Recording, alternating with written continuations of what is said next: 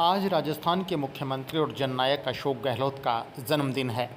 मुख्यमंत्री अशोक गहलोत अपने जन्मदिन को आज अपने निवास सीएमआर यानी कि चीफ मिनिस्टर्स रेजिडेंस पर सादगीपूर्ण तरीके से मना रहे हैं।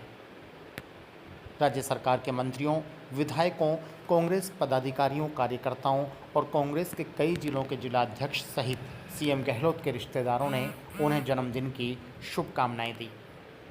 सीएम गहलोत ने एक दिन पहले ही अपील की थी कि प्रदेश में कोरोना के तेज़ी से बढ़ते मामले और होने वाली मौतों के चलते वे अपने जन्मदिन पर किसी भी प्रकार का कोई आयोजन नहीं करेंगे।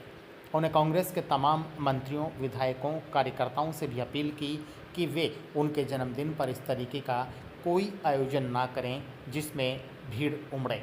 आपको बता दें कि मुख्यमंत्री अशोक गहलोत को यूं ही जननायक नहीं कहा जाता। जब भी प्रदेश में या देश में इस तरीके से कोई संकट की घड़ी आती है तो सीएम गहलोत जनता से, कार्यकर्ताओं से, कांग्रेस के नेताओं से इस तरह की अपील पहले भी कर चुके हैं। और इस बार भी जब पूरे प्रदेश में कोरोना के मामले तेज़ी से बढ़ रहे हैं, पूरा प्रदेश कोरोना की जकड़ में लिपटा हुआ है, मौतों का आंकड़ा लगातार बढ़ रहा है, ऐसे में हमारे प्रदेश के मुख्यमंत्री अशोक गहलोत बेहद चिंतित हैं।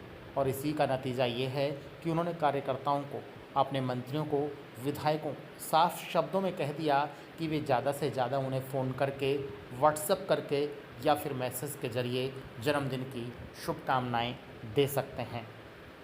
यहाँ तक कि मुख्यमंत्री अशोक गहलोत ने कांग्रेस कार्यकर्ताओं, नेताओं, मंत्रियों, विधायकों से ये भी कहा कि वे जन्मदिन के मौके पर मुख्यमंत्री निवास पर पहुँचने से भी बचें।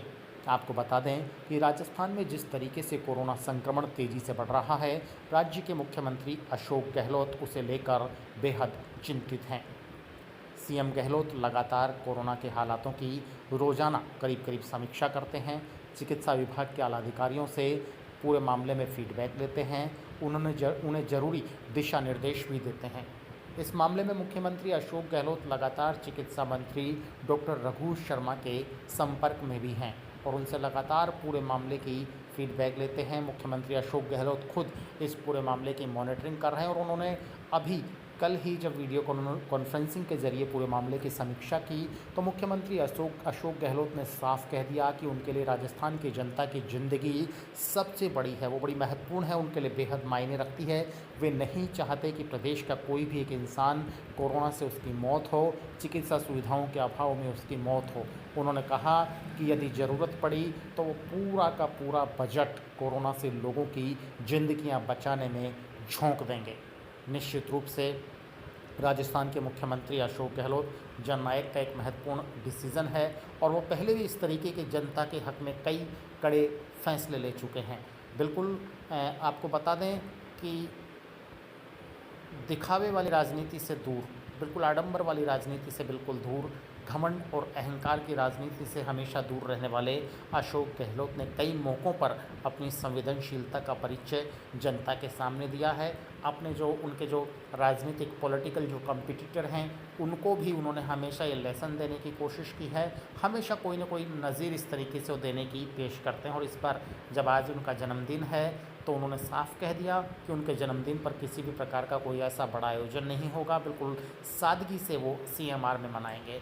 और आज कई मंत्रियों, रघु शर्मा हैं, ममता भूपेश हैं, पीसीसी चीफ गोविंद सिंह डोटासरा है, उन्होंने फ़ोन पर ही मुख्यमंत्री अशोक गहलोत को उनके जन्मदिन की शुभकामनाएं दी।